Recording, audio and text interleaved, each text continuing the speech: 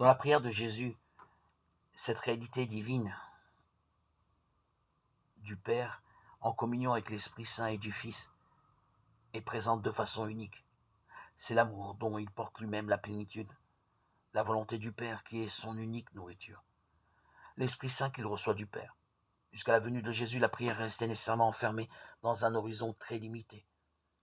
Elle était encore sans voix. En Jésus, elle peut maintenant s'exprimer et atteint du coup son plus haut accomplissement. Mais cela n'a pas été aussi facile qu'il paraîtrait à première vue.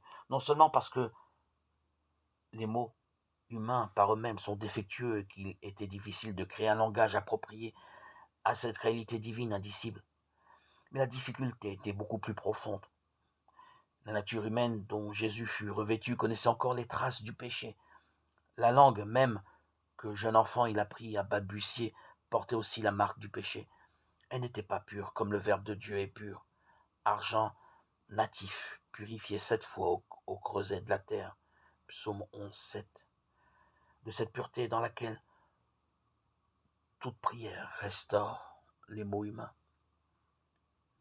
De même que Jésus a dû conquérir sur notre péché sa perfection d'homme, de même il a dû arracher sa prière à notre refus, à travers des mots humains encore inadéquats.